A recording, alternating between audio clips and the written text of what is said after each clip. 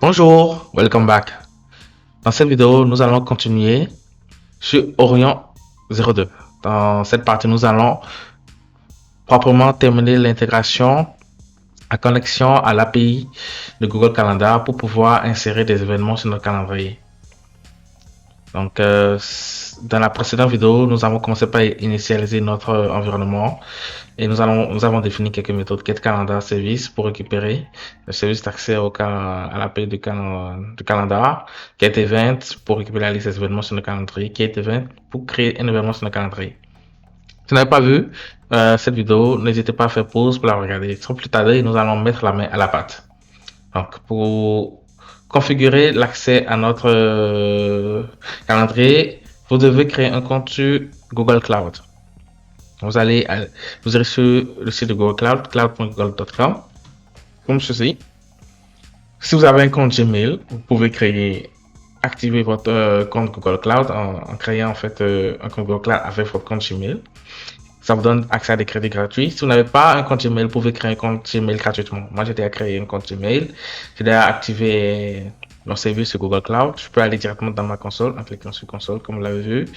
Et ici, je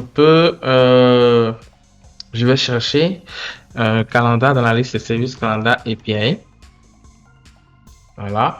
Vous voyez Calendar API. Nous allons voir activer les services suivants. Calendar API. Donc, ça vous aurez dans la liste de services disponibles Google Calendar API. Vous pouvez aller dessus. Et vous pouvez activer ce service. Moi, je l'ai déjà activé. Donc, pour un autre projet, d'abord, si vous n'avez pas de projet sur Google Cloud, ça va vous inviter à créer un projet. Nous allons faire la manip ensemble, créer un nouveau projet. Ici, je vais l'appeler Orion.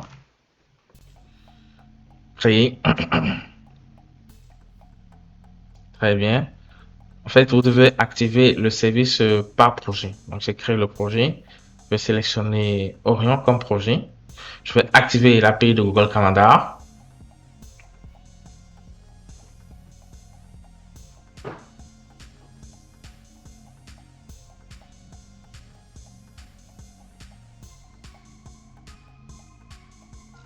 Voilà, ça nous a activé l'API. Nous n'avons rien configuré encore pour le moment. Donc, vous irez dans les détails du service. Vous irez dans l'onglet identifiant en bas, ici, identifiant ici. À gauche, vous pouvez cliquer sur identifiant en bas du service. Et nous allons créer de nouveaux identifiants. Et d'ailleurs, ici, ça vous propose de créer des identifiants ici.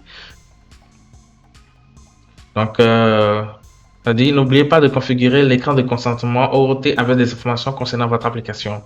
Pourquoi? Parce que lorsque vous allez essayer de vous connecter à votre calendrier de façon programmatique depuis votre assistant AI ou depuis votre code Python, voilà, ça va vous inciter à vous authentifier sur le compte Google sur lequel vous voulez effectuer vos actions. Ça va demander un consentement de l'utilisateur, donc ça va ouvrir une fenêtre dans laquelle vous aurez à entrer votre email, votre mot de passe pour vous connecter. C'est ce que moi je vais faire ici. Donc il faut le faire, configurer l'écran de consentement. Premier pas. Donc nous allons nommer notre application Orion. Je vais l'appeler Orion 0. Orion, tout simplement, pour le moment. Et voilà, nous allons définir l'email, adresse email d'assistance utilisateur. Je n'y réponds là, ça c'est mon email. Permet aux utilisateurs de vous contacter s'ils ont des questions concernant leur consentement. Oui, vous savez, quand vous utilisez des applications externes à votre compte Gmail, ça vous demande à chaque fois de donner votre consentement et ça vous indique le nom de l'application qui essaie d'accéder à vos données et ça laisse des informations pour que vous puissiez avoir faire des recherches sur cette application au cas où vous aurez des questions. Tout cela pour vous protéger contre les tentatives de piratage, de hacking et tout. Donc, nous allons créer juste un truc pour faire notre test dans un premier temps. Nous ne sommes pas encore en production réellement, nous voulons juste tester. Donc, fait suivant, ici, ça demande cible. On va faire cible externe. Disponible pour tous les utilisateurs de test disposant d'un compte Google. Votre application démarrera en mode test et ne sera accessible qu'aux personnes figurant sur la liste d'utilisation de test. Parfait. Donc, suivant, nous allons mettre notre email encore une fois. Ces adresses email sont utilisées par vous pour vous informer de toute modification apportée à votre projet. Suivant, on accepte les thèmes d'utilisation et on fait créer. On fait continuer ici, ensuite on fait créer. Parfait.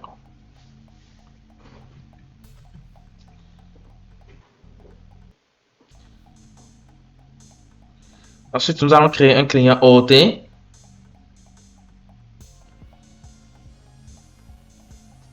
Donc, après avoir créé le client OOT, il va nous donner un fichier JSON dans lequel il va mettre toutes les informations nécessaires à l'API programmatique en Python pour pouvoir se connecter à votre calendrier et faire des actions sur la base de votre consentement.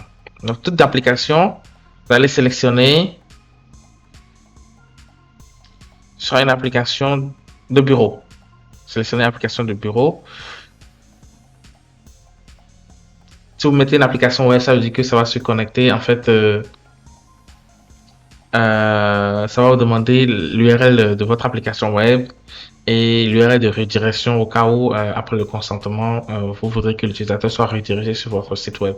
Mais sinon, nous travaillons avec juste un client Python programmatique. Donc, nous allons sélectionner application de bureau.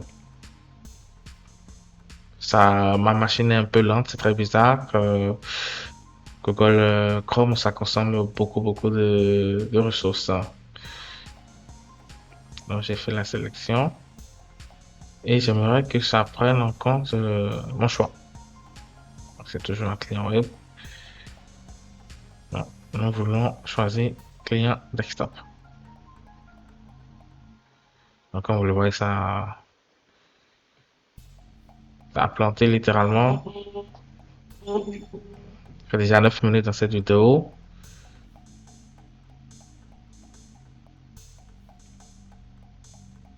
Nous allons essayer de créer notre client rapidement. Application de bureau. Pour sélectionner client de bureau 1, c'est non pas défaut. Voilà, ça vous crée votre client hôte. Et vous pouvez télécharger le fichier JSON qui sera que vous allez copier que nous allons copier dans notre application, dans notre code de Python à la racine. Je vais télécharger le fichier là. Vous faites télécharger. Et j'espère que ça va m'ouvrir la fenêtre de téléchargement. Et voilà. Donc nous allons voir s'il a téléchargé effectivement dans le fichier téléchargé. À quelle heure il est. D'accord. C'est pas celui-là que je veux. Je vais actualiser. C'est pas celui-là. Donc, s'il a fait le téléchargement. Non. Visiblement, ça plante horriblement aujourd'hui. Ce qui m'embête énormément. Je vais télécharger le format JSON. Parfait. Donc, nous avons notre client OT qui a été généré. Nous pouvons le prendre et nous allons venir à la racine de notre projet Orion et nous allons coller le fichier ici. Nous pouvons le renommer à nous allons le renommer à credentials.json par exemple. Pas besoin de mettre JSON encore, c'est déjà un format. Parfait, fermé. Donc ensuite nous allons faire une petite modification dans ce projet. Cette modification, nous allons être très rapide. Je vais prendre du code que j'ai déjà préparé pour éviter de prendre beaucoup de temps sur cette partie. J'aimerais que ce passage soit rapide, qu'on ne passe pas trop de temps dessus. Donc ici, à la base, j'avais récupéré en fait ce module service et compte duquel je récupère la classe crédentiale et nous instancions le service en utilisant cette méthode from service et compte file. Nous allons légèrement modifier parce que nous n'allons pas utiliser cette méthode d'authentification parce que cette méthode nécessite d'avoir un compte avec Google Workspace, un compte Google Business pour que cela fonctionne proprement. Je vais expliquer cela en détail. Si vous avez des questions, n'hésitez pas à les mettre en commentaire. Ce que nous allons faire, par contre, nous allons nous changer la méthode d'authentification et nous allons en fait demander à ce que l'utilisateur donne son consentement.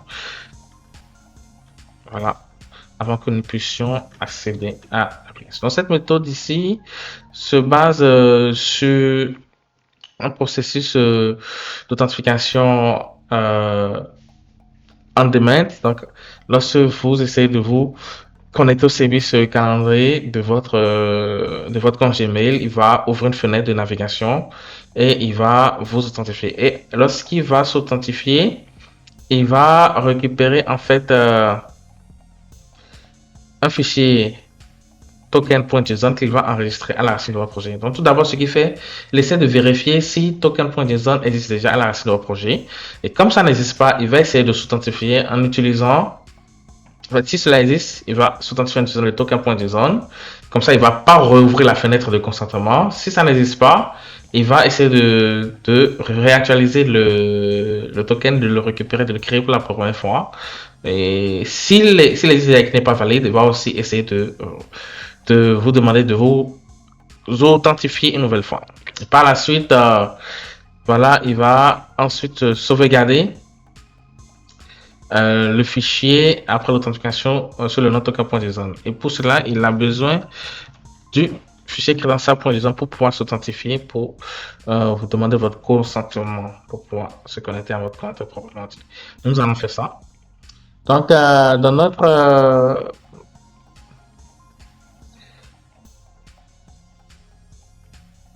voilà. Voilà. Normalement, nous allons maintenant tester cette intégration. Nous allons tester l'intégration de notre API de Google Calendar. Pour cela, nous allons tout simplement essayer de lancer notre serveur déjà. Pour cela, nous allons instancier notre serveur Fast API. Et cela, je vais le faire dans une prochaine vidéo. Je vous retrouve dans une prochaine vidéo. Merci.